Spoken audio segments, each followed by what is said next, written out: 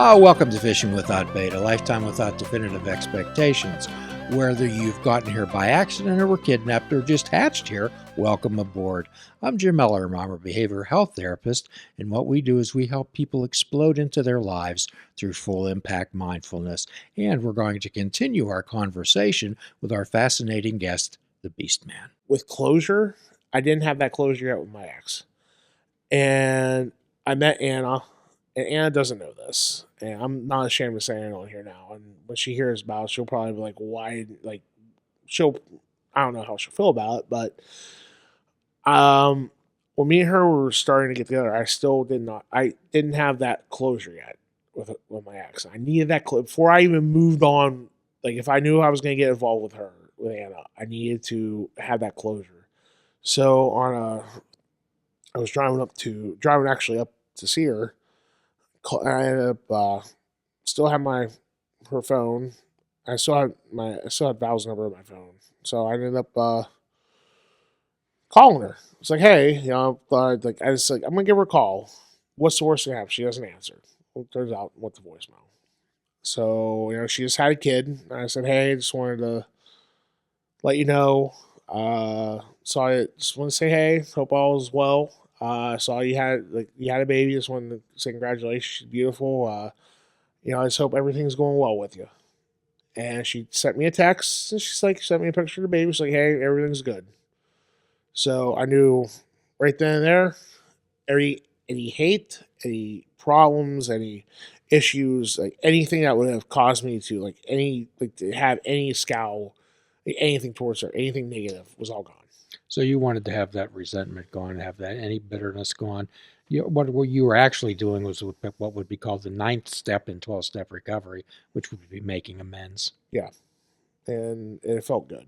You went there with a sincere and willing heart to make things right. Yeah, and I imagine a lot of those stones dropped away. Mm-hmm. There's no hate. There's no animosity towards her at all anymore. Like none, zero. I'm glad you chose to not have that regret. Thank you. It feels good. It feels really good. So you walked into the relationship with Anna with a free and open heart. Yes. And to this day, it's that love that I had for her 6 years ago is still there. The same love, the same way I felt about her. Like I'm not gonna say the same way I felt about her when I first met her, because now it's completely different. Because now we're married, and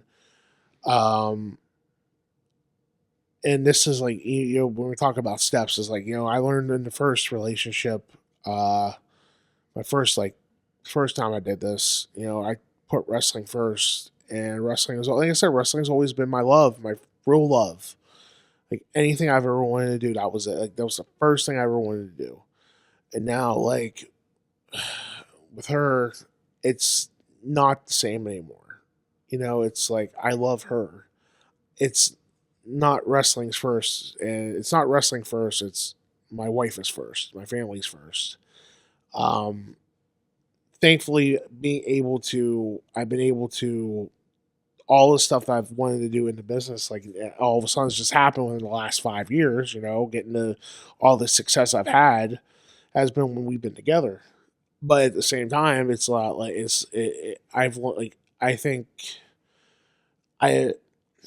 the same time, it's like now it's those crossroads I had before, it's not, it's like, if she's not okay with it, I don't go.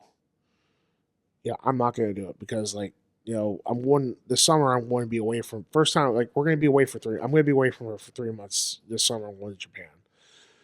If she was not okay with it, I wouldn't go. But she's okay with it. Well, that shows me a lot about your character. Here's what I generally suggest to guys. I said, you didn't marry your wife, you married your girlfriend. Make her your girlfriend again. It sounds like you've always kept Anna your girlfriend. Yeah. And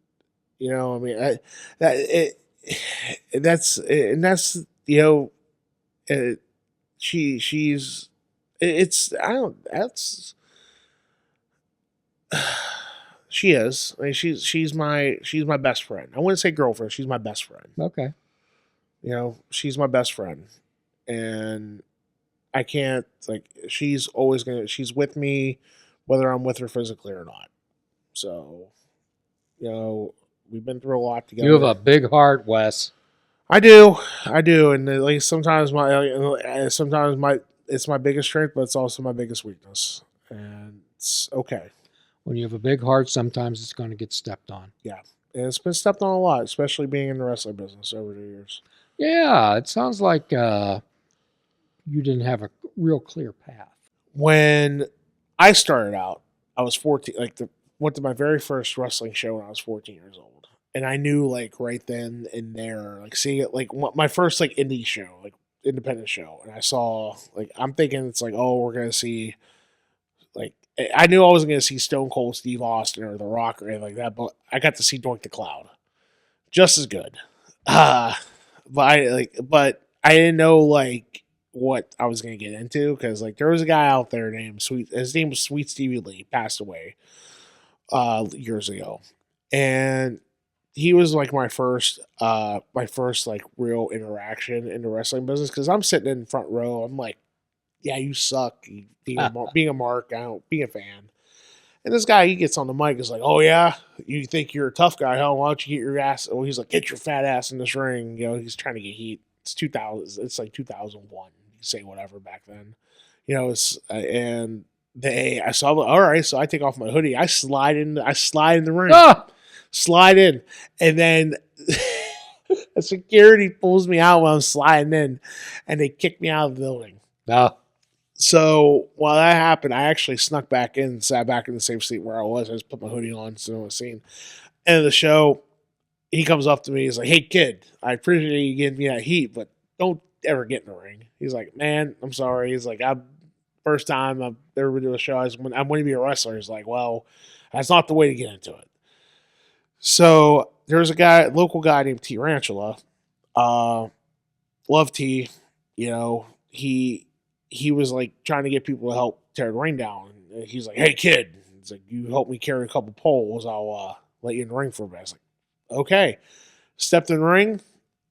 I knew right then and there, like that moment in life where you knew what you wanted to do, and I'm like, "Fuck yeah, this is great. I want to be a wrestler." This is that high, that natural high that people always talk about. It's the first time I ever felt it, and I was like, I gotta like I want it. So I was 18, graduated school. I met a guy who says he was a promoter. He wasn't.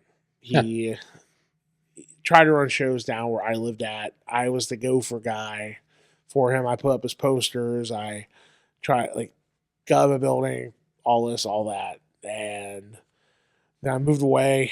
It got me got me a lot of. I now to credit the people that were the people that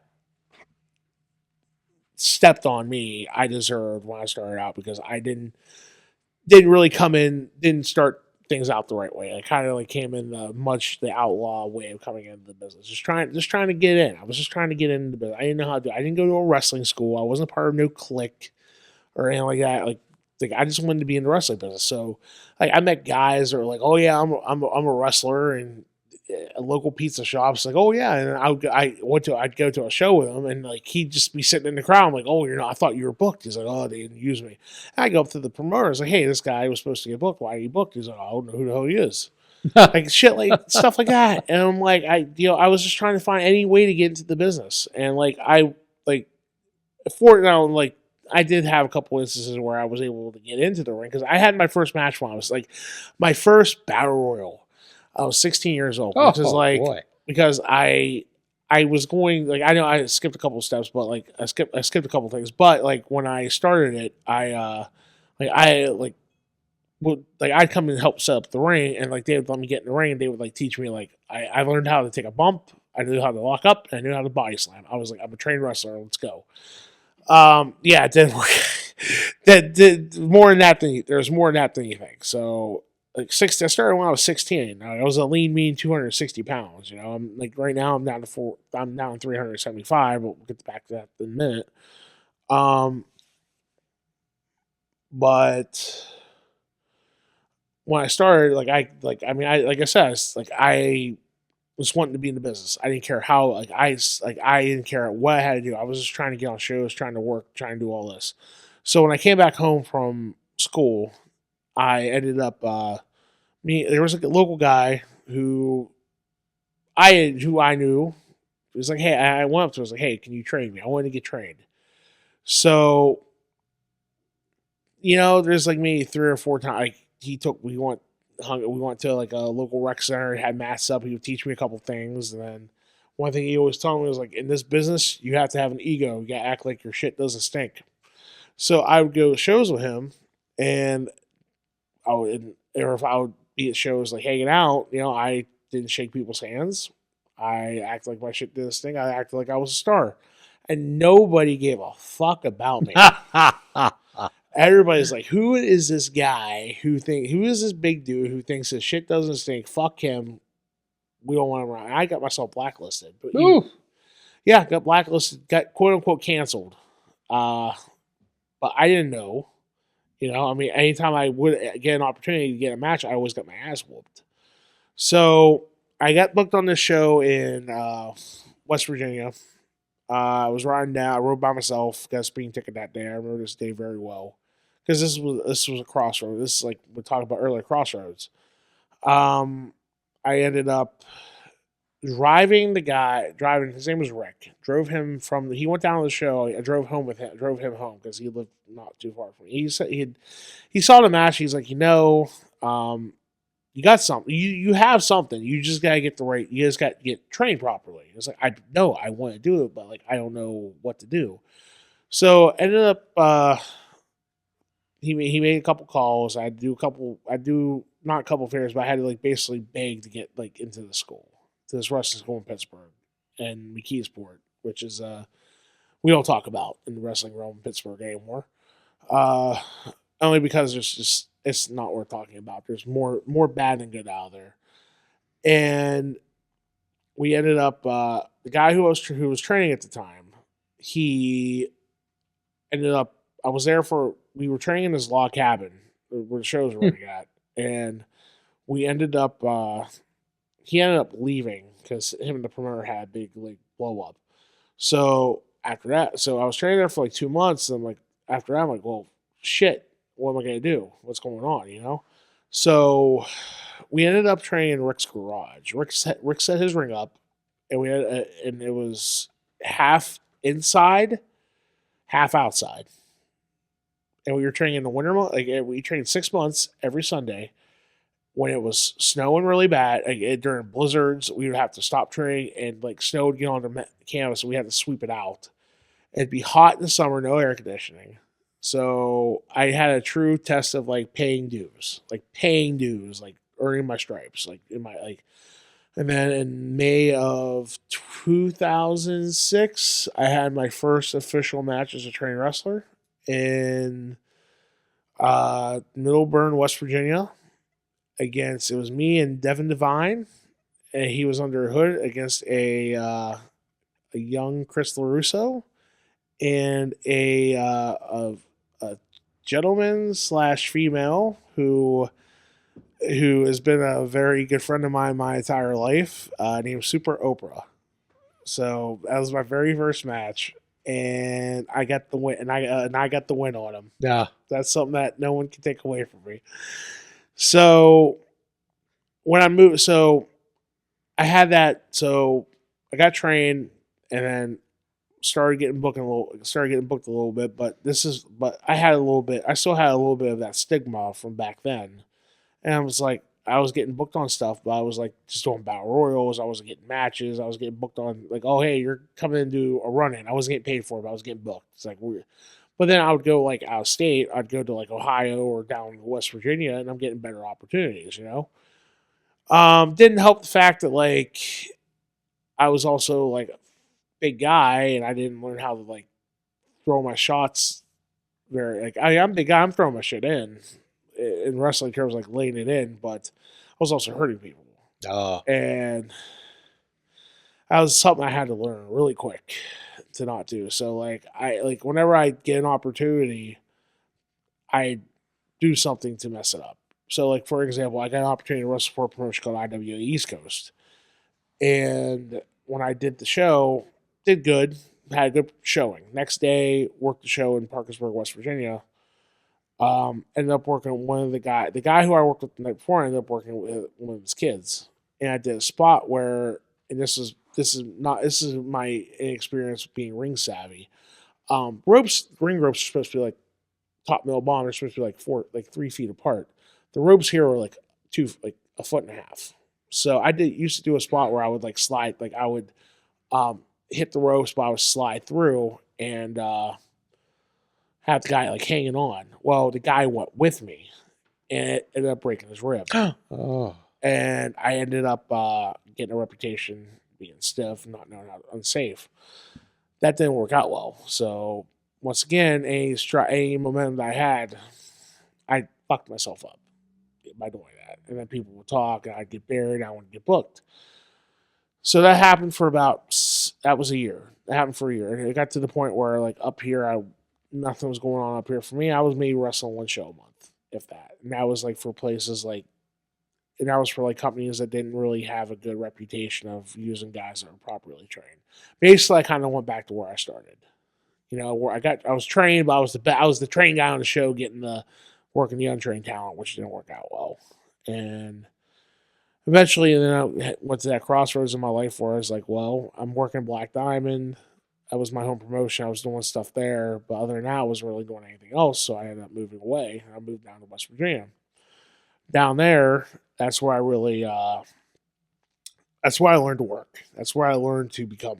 That's where I learned That's where I really got my training at. So like when I was down there, you had an opportunity to work 3 nights a week, Friday, Saturday, Sunday. There was a show almost like there was shows a lot. Like I even like would go out to like weekly. There was like place where I would travel like weekly. So and what I mean is like there was a show every Wednesday in Evansville, Indiana. From Charleston, West Virginia to Evansville, Indiana was 7 hours. Ooh. I did that for 6 months. You know, this is where I was like, and I was off Wednesdays and Thursdays in my shoot job. So I was like, this is perfect. You know, I go wrestle Wednesday, come home Thursday, do my local shows Friday, Saturday, Sunday, work the shoot job. I'm good. Not wife, sorry. My ex fiance, Valerie at the time, did not like that. But she was working. She was going to school. So I'm like, oh, I'm not going to, so trying to find time to balance out like life and spending time with her and putting the business first. I put the business first because that was it. I want to be a wrestler. That's what I'm going to do. By doing that, I got to learn a lot of. I got to learn to work. I got to learn how to own my craft. There was a wrestling school, Handsome Jimmy Valiant, Boogie Woogie Man Jimmy Valiant. I don't know if you watch wrestling. He was a big territory guy from NWA back in the day. I remember. He had a wrestling school an hour and a half from where I lived. So on days where I wasn't booked, I would go down there to I would go down there to really learn to, how can I say this? Learn to get solid. And what I mean is like fine tune the stuff that I was having issues with. So when that was going on, it took me then eventually I came back home. I didn't I was living down there. For 2 years I was literally wrestling every weekend. I got the bookings I wanted. Like I was working at Tennessee, I was working North Carolina, Virginia. Like I was working all down south, and I was doing good, Even thought to the point where like I had a chance to get a extra spot in WWE, an extra do an extra spot because that's how good I thought I was doing back then. Because back then it was like a little bit different. So moved back home, restarted again. And what I mean by restarted in a wrestling sense, back then I was a whole different wrestler, whole different person, whole different persona, whole different guy. But I had to restart. You know, I wasn't getting booked because people still remember me from like years ago. Oh, it's that fat guy who wears a mask who thinks who's unsafe.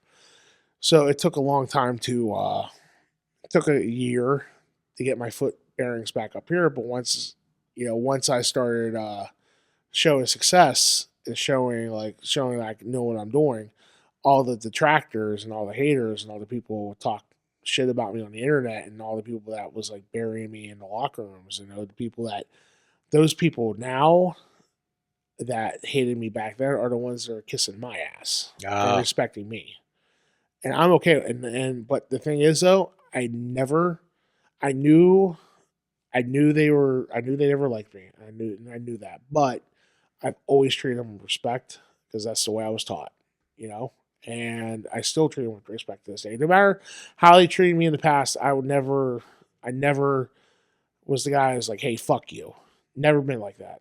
It takes a lot for me to get angry because it does. It takes a lot for me to get angry, but like, especially in this business, there's been times where I should have a reason to kick this guy's ass or go into business for myself, but I never did. I always cared about what the fans thought, and I always cared about as long as there's money in my pocket at the end. As long as I get paid, I don't care. Like I went from like, well, if I don't have a match, like here's how my attitude's gone from the last, like from when I left to when I came back. It's like if I don't have a match, if I'm not getting paid, I don't care. I'm not going. And we're going to continue our conversation with the Beastman next week. And here's a free prescription that you can cash anywhere. Fruits, nuts, and vegetables. Unplug your television and take up fishing. And for a truly mindful experience, we suggest that you fish without bait. Please do a kindness for another, and please do a kindness for yourself. Please forgive yourself, and please forgive another. Remember, till all are free, none are free. Namaste, my friends. Please check out our website at fishingwithoutbait.com, where you can listen to the show, comment on our discussions, and find out where you can subscribe to our podcast. If you're interested in flying the colors of Fishing Without Bait, click the shop icon on our website. We have clothing, mugs, cell phone cases, and so much more. Show the world that you fish without bait. This show is a member of the Sorgatron Media Podcast Network. Find out more at Sorgatron.